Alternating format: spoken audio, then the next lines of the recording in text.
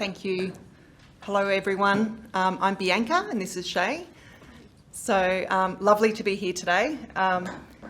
And I guess those bios that were read out are on LinkedIn. I should say that I'm not doing all of that in council at the moment. So I thought I should clarify that. So I was in council before, and then I've actually been in health for the last 4.5 years. And I've come back to council just literally 2 months ago. So it's a really exciting time to be back in council because there's such a focus now around building positive cultures, organisational development, learning and development, and really keen to share some of that with you today. Really great to have Shay with us as well. So Shay's actually literally been in her position 4 days. This is her 5th day today. So Shay joins us from Fraser Coast Council from the beautiful area of Hervey Bay. And her role, she's looking after a specialist employment program, which is really exciting for council to have. So it's called Tempo, and Shay will be talking to us about different aspects in terms of the recruitment, but also a real focus around that program, which is really great that we've got that on board. So so my role is looking after, it's a new team, so it's learning, organisational development and engagement. I'm still building my team, so I'm recruiting 4 positions right now. So we have a new manager that's been in place she's been with us for about 7 or 8 months, and we're actually building a lot of stuff, building things up. So there's been a lot of changes in our area, and really keen to be here today, really keen to hear from the community what else we could be focusing on, and because I guess as an organisation we're aspiring a lot of those things we're really aspiring towards right now. We're wanting to reflect the community that we serve. We've got a real focus around building diversity and inclusion. We're really keen to support and grow our people, so that connection, and I'm personally really passionate about helping people reach their potentials, but it's individuals, it's teams and it's organisations as well, and doing what we can to really build that foundation and then also have the options to go forward. So, we're reviewing our entire professional development suite right now. And we're wanting to have really great links and provide opportunities for career development as well across council. So that's kind of where we're at, I guess, with starting. And we are finishing today with a quiz too, so I thought I'd just put that out there. So we've got some chockies to give out, but hoping that's a bit of fun when we finish up as well. So lunch there cool. As well for the construction people in the room who are wondering when lunch is happening. Right. So quiz and then... Cool, fantastic. All right. So next, I guess, wanted just to have a bit of a chat, I guess, around the different areas that we have in council. But I suppose I wanted to I wanted to check in around those of you in the room. Have any of you worked for council before? So maybe just putting up your hands. Yeah, so we've got a few people in the room. How many people have got family or friends that work at council at the moment? Cool. Yep, quite a few. So you might already have a fairly good understanding of what council provides, the services that council provides. So I think traditionally maybe local government or councils have been known as roads, rates, rubbish, or some version of that. But obviously we're so much more. So such a complex organisation. So we've got a few pictures up there, but really like it's reflecting. We have services that and jobs that are in our community. And environment area, so things like the library, nursery, art galleries, parks and all of that. So there's some great jobs in that area. We also have construction, those nice links to the discussions we've had on construction. Council does that too. So construction and maintenance. We have projects, asset management, design and survey. You might see people out doing surveys on roads and different things. Engineering, we've got a really strong function around engineering. And technical services. We have what's called a generator program. So is anyone here familiar with our generator program at council? No one? So yeah, great. So that program was put in place a few years ago in I guess trying to solve or trying to build our engineering pipeline. So we have a variety of positions for people in that program from interns, which is about people coming on board that are just starting at uni or studying uni that can work with us. So that might be civil engineering, mechanical engineering, environmental engineering. We also have graduate positions in human resource management, so in our people, culture and engagement team that Shay and I work in. We also have roles and opportunities in ICT, so in our IT department as well. So our interns come in and work during the school holidays, the university holidays. We have cadets where council actually pays for their university studies, and they work, if they can, like a day a week or also in the holidays.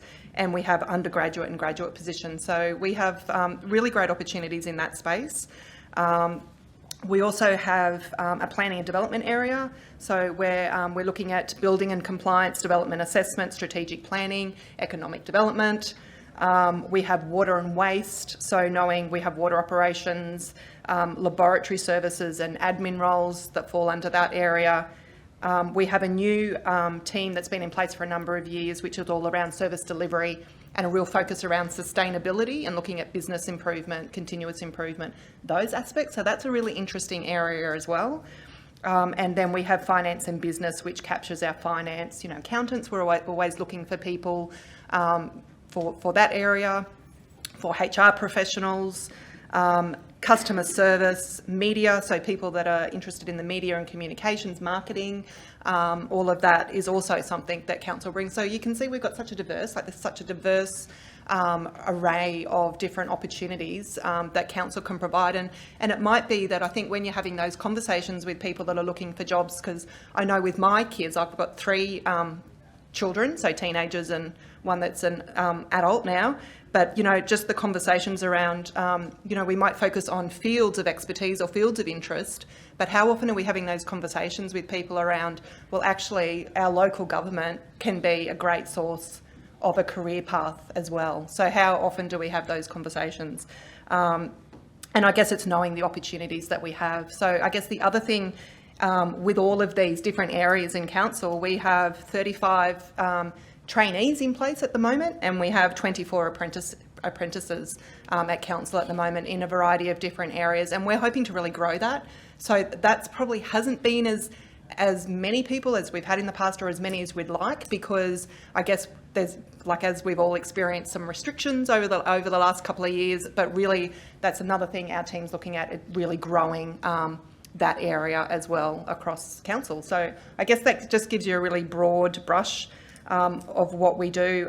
We are experiencing severe skills shortages across all those roles, so recruiting for all of those areas, it's a challenge. So yeah, as it's been discussed, the war for talent right now, and I guess for us as a regional rural area, attracting people to this area, we're competing with other industries in Toowoomba and the area as well.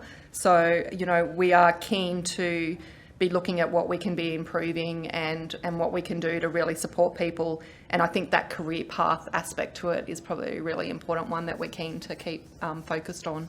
So that probably just provides you that really brief overview. Is there any questions or any comments or anything before we go on? Yep.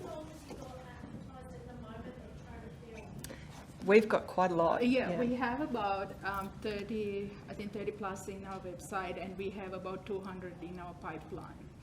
Yeah, and I have heard from your finance department, there's 170 jobs not currently advertised, Yeah. waiting to be Advertised. signed on. Yeah. Have you got a time frame as to when they're going to get rolled out? It's going to have a whack on our workforce, you know, in Toowoomba. They will be rolled out step by step. That's the plan. Yeah, so over the coming months. Yeah. So probably an impacting factor is just our team getting set up too at the moment. But that's and there has been some roles that have been advertised and we're just not able to get anybody. Yeah. Yep. Do you do your school-based apprenticeships? Yes, we do. Yes, we do. Yep.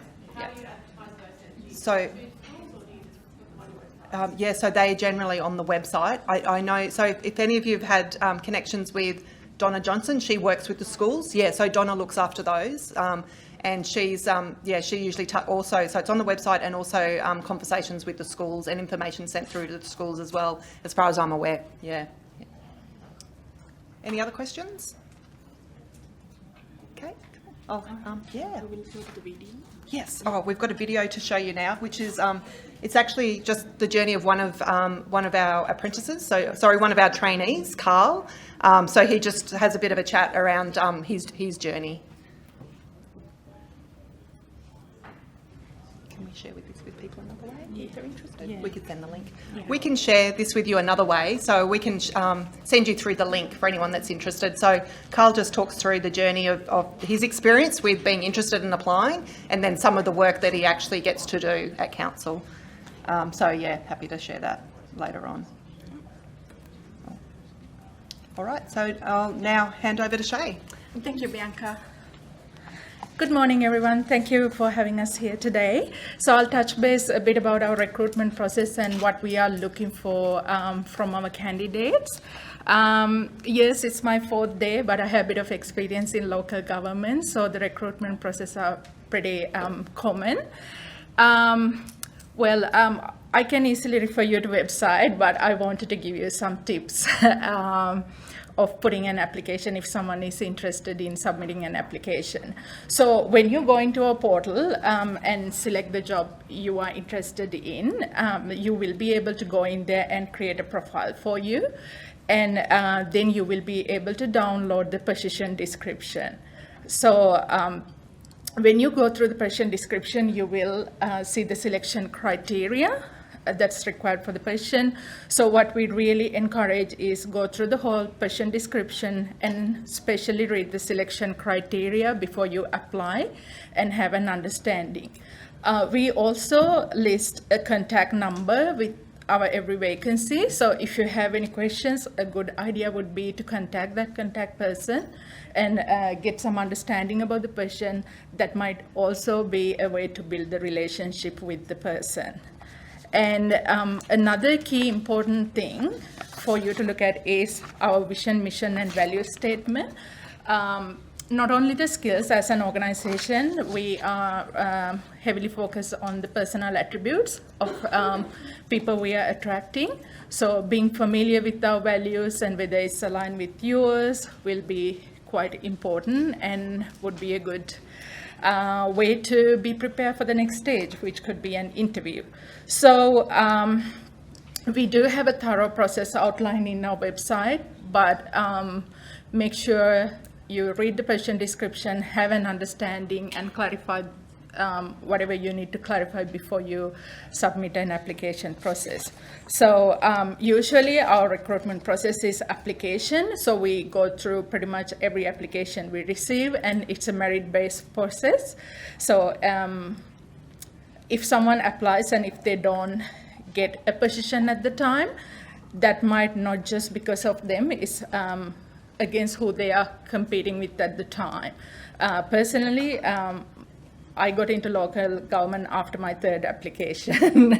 So, and I understand why I didn't get them prior. When you are actually in, you just realize, oh, I know why I didn't get it. So, you just have to constantly keep trying, keep applying. And one thing we would really encourage, if you don't pass or get through to the next stage, you can always contact us and ask for feedback. And we are all about developing people, and that would be a great idea. Ask why, and we will tell you why. And sometimes it's not about you, it's about who you are competing with at the time. So yes, the war for talent. Yes, we face that a lot, especially with our professional jobs. With the variety of services we are providing, we have a variety of employments from permanent, casual, temporary, as Bianca mentioned, apprenticeships, traineeships, cadets, etc. Some of the benefits working for council. Key benefits, flexible work arrangements. For an example, when I was working in private sector, I always worked 10 days or more. And with council, I work 9 days a fortnight, which is a huge benefit for me. And we provide competitive salary packages and superannuation and professional development. Council is large. There's a lot of departments you can work for. For an example, I could be working HR today, and if I get bored, I can just get out, go to marketing, work in marketing. And if I feel like I need to go outdoors, I still have the opportunity. So it's not just you just have to stuck in an office or you just have to stuck outdoor. We always just work cross-functionally. So this is a good platform. Council is a good platform for that career development. What else? We have health and well-being, like we have EAP, that if people are going through a tough time, there's support provided, and we have fitness passes, that sort of benefits. All right, so that's about our general recruitment process. And then I'm really excited to talk about our new initiative, which is Tempo. So the Tempo project is all about how we create a workforce that reflects our demographics. Yes, we have a war of talent, but how we go about developing our own communities. So the Tempo project is all about that.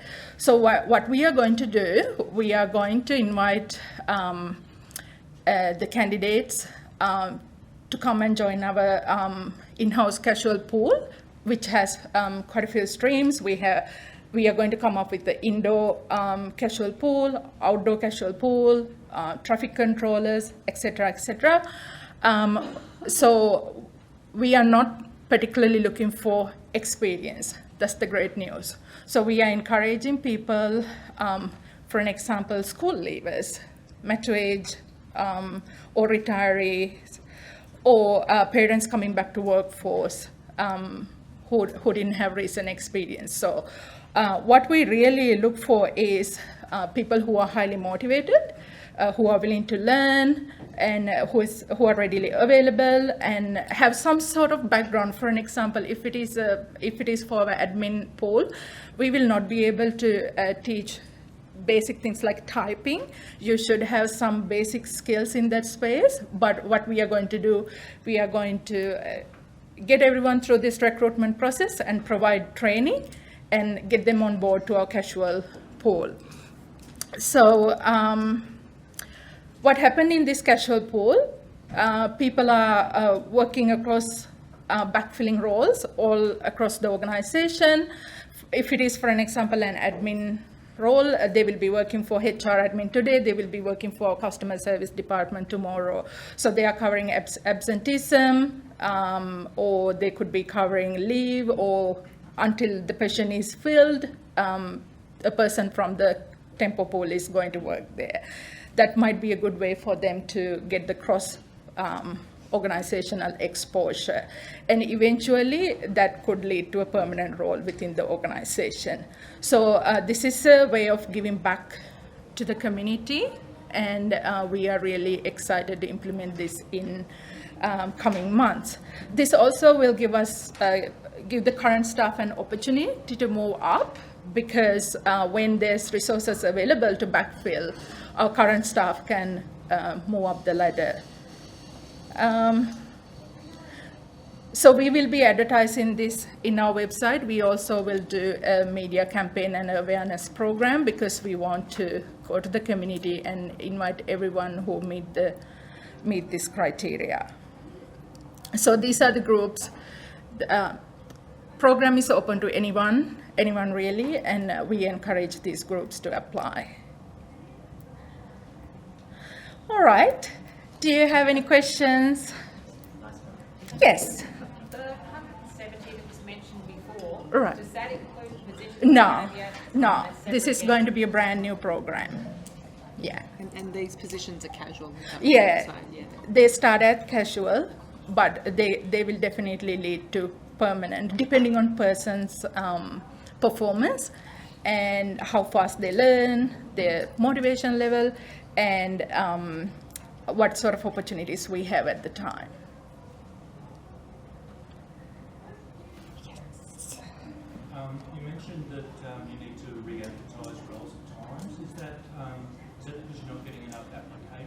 So equality is it there? We do have a bit of both. With certain professions, we struggle to find the skill we are looking for. For an example, engineers, we really struggle in that space. But it could be also, let's say, if we are re-advertising an admin position, that might be because we haven't received the applicant we are looking for, or that's not reflected in the application process. One thing with Tempo though, the way we have programmed the recruitment process, we are not so much looking into the resume, and we don't judge people by the resume and cover letter. That's an advantage for people who struggle to do a resume and cover letter. What we are looking, the recruitment process, how it is designed is to showcase people's effort. So that's how it's a unique recruitment process that involves quite a steps. So we try to get a lot of from the application stage to the next stage, give them the opportunity to showcase their skills through our recruitment process. So that's one of the benefits with Tempo. Yeah. So apart from the Tempo program, it seems like your recruitment process is a fairly traditional process, and I work for state government, so I get it. Yeah. But given you're trying to diversify and you're struggling to attract some employees to some certain positions to your workforce, have you considered changing up the recruitment process Yeah. for the other positions to attract some of those other projects? Yeah, they've been conversations we've been having. So the couple of positions that we've got in our branch at the moment, we've taken a slightly different approach. So not the selection criteria is not such a focus around that. Yeah, I know. It's like about time, isn't it? So it's been a bit of a test and a trial to see how that goes, and that's actually been fairly successful. So we're trialling it in certain areas. We haven't got to the point where it's across the board yet, but we're having those conversations, and all the processes of how we're doing that are being reviewed at the moment, and we're trying to link it back to where we can with best practice and more contemporary, and because it has been, as most government, quite traditional, and it's normally the selection criteria in your 2-page letter, and really strict around qualifications and shortlisted out if you don't meet the SEC qualifications, which obviously for some roles we still need to make sure we align to that, because with accounting or engineering, for instance, however, where we can build that capacity in-house, or we can have a bit of flexibility around experience, we're now having those conversations and changing things up a little bit. So we're just probably starting on that journey, and definitely on our radar, and it's been talked about a fair bit lately. Yeah. Yes. Just before you said the diversity and flexibility that you could be doing HR one day, marketing, if you wanted to change over to finance. Yeah. It seems at council it's a very degree-based thing, so would you have to be studying that other department before going over, because you said it was very flexible? No, not with every position. So not with, so obviously Tempo is a bit of a different project, because that's casual and it's about probably some entry level or support roles. Yeah. We still do need, that's true. So with marketing, so for certain positions, we are going to still need those qualifications. We also want a team of HR professionals too. So those qualifications for certain roles is going to be still really important that we have that too. But I think it's now looking at building those in-house and trying to give people opportunities to grow and have those opportunities to move into different areas where we can. But there is probably going to be a bit where that's case-by-case basis. Yeah. Anyone got any questions? Yes. Bianca, my organisation supports youth and supporting youth as they come out of education and into businesses like council. Very concerning the low percentage of trainees and apprentices. I know, yeah. Council used to be somewhere where people aspire to go. Yeah. And then there was a real trend for council, and I'm specifically talking about our council, where they would take on trainees and apprentices, and they would continue them. Yeah. So now, you've got a pipeline problem, and you've basically created your own problem. Yeah. So many young people would have been quite happy. Now, youth are now coming through our organisation are regularly saying, I won't consider council because I won't keep my job. Yeah, and that is an issue. So I guess with me coming back into this role overseeing that. So also getting the training programs right for our staff and making sure that there is pipelines, that they're developed adequately in those roles and then supported and mentored to go for permanent positions, and looking at the permanent positions that come up, absolutely. So very conscious of that being an issue. Where again, so I feel like I'm here saying there's so much we're reviewing right now, and that is something that we're talking about and looking at having better systems in place and better processes, because that's right. And it's also that we don't have as many as we could. And work experience. Yeah. Says no. Yeah, so definitely. And apprenticeships, and then have them move into opportunities with you guys, developing them exactly the way you think. yeah, for sure. And work experience is something that is also in my remit. We're reviewing that too. But I think the challenge with that has been, I guess the last 2 years, and it's been difficult to, I guess, take that on. But that's back on our radar now, and that should be happening really well. So I guess I would want to say, if there was any challenges that anyone was aware of that, I'd be keen to have a chat and work out what the barriers are, so we can make sure we're doing that better and well. Yeah. So a few things on our radar. We've got a lot of room, and I guess, maybe, like most of you from Toowoomba that are here today, would that be right? So, knowing we've got a lot of work to do, so I'm not going to deny that. So as council has a lot of work to do, and we've got things in place, and we're trying, and we've got plans and hoping to improve a lot of things at the moment. Yeah, thanks.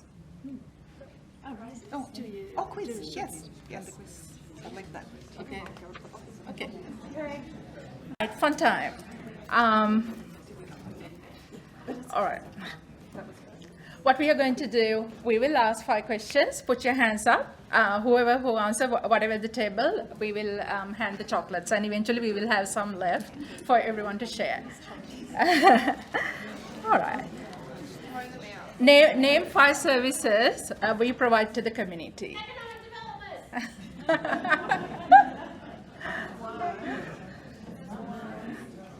Five. Well, the table's got to come up with 5 to get chocolates. Yeah.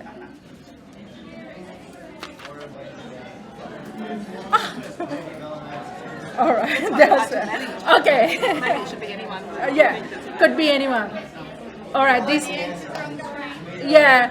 Well, people are not answering, so I thought I'll put the answer there. All right. Next one.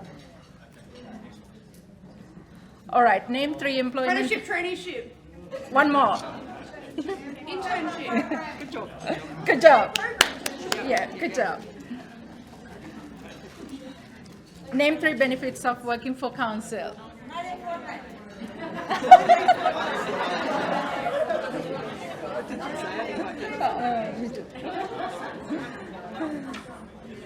All right. Okay.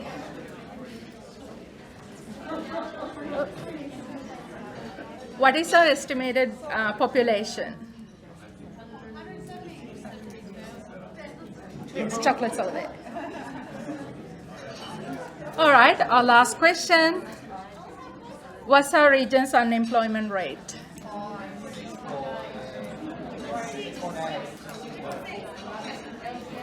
So 4.7, that's as at December 2021. Probably everyone. You could do a handful every time. Yeah. All right. That's it from us. Thank you very much for having us here. Thank you. Enjoy the rest of the day.